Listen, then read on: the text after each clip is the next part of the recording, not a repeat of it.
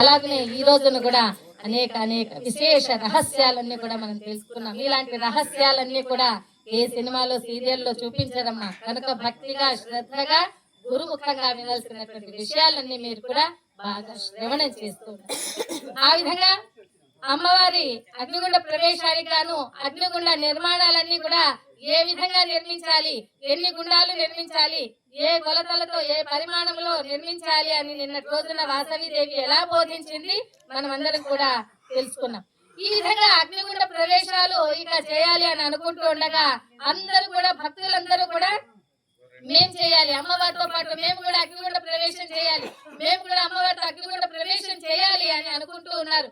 అప్పుడు అమ్మవారు అందరికి కూడా బోధిస్తుంది, మీరందరూ కూడా వీర కంకణాలు ధరించాలి అనగా అప్పుడు భాస్కరాచార్యుల వారు వీరందరికీ కూడా వీర కంకణాలు ధరిస్తూ ఉన్నారు. వీర కంకణాలు అంటే ఎవరి ప్రోద్బలము లేకుండా, ఎవరి బలవంతము లేకుండా వారికి వారుగా మనస్ఫూర్తిగా వారు భక్తితో మోక్ష కాంక్షలతో మోక్షం కోసం వారు స్వయం పూరితంగా గురువు గారి చేత కట్టించుకునేటువంటి కంకణాలే వీర కంకణాలు అంటారు.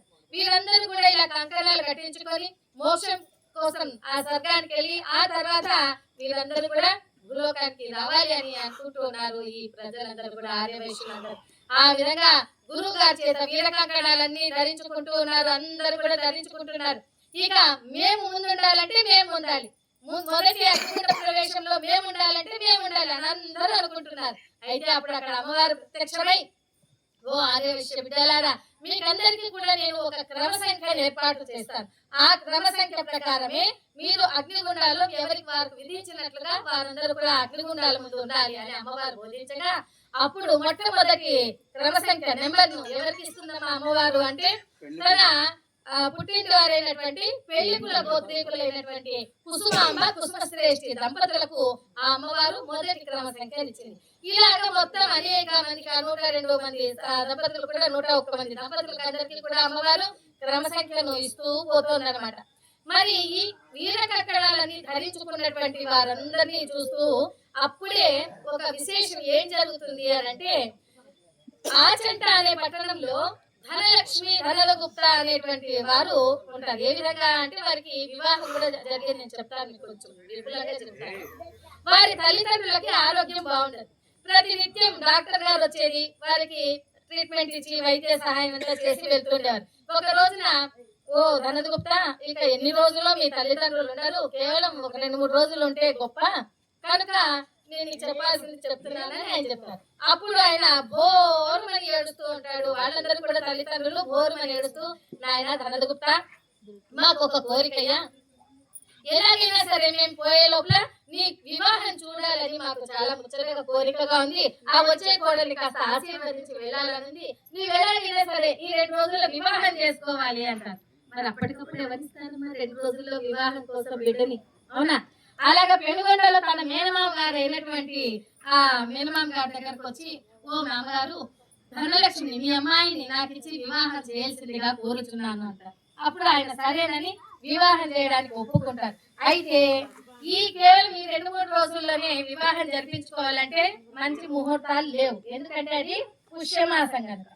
మరి పుష్యమాసంలో ముహూర్తాలే లేవని తేల్చి చెప్పేగా పంతులు పెట్టుడు ముహూర్తాలు అసలే లేవని చెప్పగా, ఇక 2 క్షేత్రాలు ఎప్పుడైనా కూడా వివాహం జరిపించేటువంటి క్షేత్రాలు మనకు 2 ఉన్నాయి. అందులో నేను ఒకటి చెప్తాను, మీరు ఇంకోటి చెప్పాలి. ఒకటి తిరుమల, అబ్బా కరెక్ట్ అయ్యా, మహానుభావ శభాష్ కదా, అన్నవరం. మరి వీళ్ళకి దగ్గరగా ఉన్నటువంటి క్షేత్రం పెనుగొండకి అన్నవరం కనుక వీరు అన్నవరం రమాసహిత సత్యనారాయణ స్వామి దగ్గరకు వెళ్ళి వీళ్ళు వివాహం చేసుకొని ఇక గ్రామంలోకి వస్తూ వారందరూ కూడా ఆ క్షమ ఇవన్నీ కూడా చెప్పుకుంటారు కదా వాళ్ళంతా కూడా. ఆ విధంగా అయినాక వాళ్ళు మళ్ళీ వాళ్ళ ఊరికి వెళ్తూ ఆ దారి మార్గ మధ్యంలో నగరేశ్వర స్వామి దేవాలయం మీదుగా వెళ్తూ అప్పుడు ఆ కొత్త పెళ్లి కూతురు అడుగుతుంది, ఓ నాథ, మనము మన దేవాలయం ముందే వెళ్తున్నా, మన నగరేశ్వరుడైన కులదైవం ముందు వెళ్తున్నా, ఎలాగైనా సరే లోపలికి వెళ్ళి దండం పెట్టుకొని వస్తామని ఆ వీర కంకణాలు కట్టించుకునే సమయంలోనే వాళ్ళు లోపలికి రావడం జరుగుతుంది. అప్పుడు వీళ్ళంతా చూసి, ఆహా ఎంత పుణ్యాత్ములు, ఈ ఒక గోత్రం వాళ్ళు వీళ్ళందరూ కూడా ఎంత బాగా వీర కంకణాలు కట్టించుకున్నారు, ముక్తి మోక్ష స్థానాలు వస్తాయి వీళ్ళందరికీ. మేము కూడా కట్టించుకుంటే బాగుండు కదా, మేము కూడా అమ్మవారితో పాటు అగ్నిగుండ ప్రవేశం చేసింటే బాగుండు కదా అని వాళ్ళందరూ కూడా అనుకుంటూ ఉన్నారు. అప్పుడు ఆ ప్రదక్షిణలు చేసి వచ్చిన తర్వాత అక్కడ ఉన్నటువంటి దేవాలయ అర్చకులు, ఓ భక్తులారా మీ సంకల్పాన్ని చెప్పుకొని ప్రార్థన చేయండి అంటారు. అప్పుడు వీళ్ళు సంకల్పాన్ని బయటకు చెప్పుకుంటారు. ఇద్దరి సంకల్పము ఒకటే. ఏమిటది? వీర కంకణాలు కట్టించుకోవాలని, అమ్మవారితో అగ్నిగుండ ప్రవేశం చేయాలని, మోక్షాన్ని పొందాలని వీళ్ళు కూడా అనుకుంటూ ఉంటారు. అయితే వీళ్ళిద్దరు కూడా ఇప్పుడు బయటకు చెప్పుకోవడానికి అతను చెప్పాడనుకో, ఈ కొత్త పెళ్లి కూతురు ఏమనుకుంటుందో, ఇప్పుడు అనగా పెళ్లి చేసుకొని వచ్చారు కొత్తగా, ఇప్పుడు అప్పుడే ఈ అగ్నిగుండ ప్రవేశం చేయాలంటే ఏ పెళ్లి కూతురైనా ఒప్పుకుంటుందా? అలాగే పెళ్లి కూతురు కూడా అగ్నిగుండ ప్రవేశం చేయాలంది అని భర్తకి చెప్తే భర్త ఒప్పుకుంటారా ఎవరైనా? అలా మనసులో ఉంది, కానీ బయటికి చెప్పుకోవడంతో ఇద్దరికి కూడా బయటికి తెలిసింది. ఇద్దరిది ఒకటే ధ్యేయమే, ఒకటే భావనే. అప్పుడు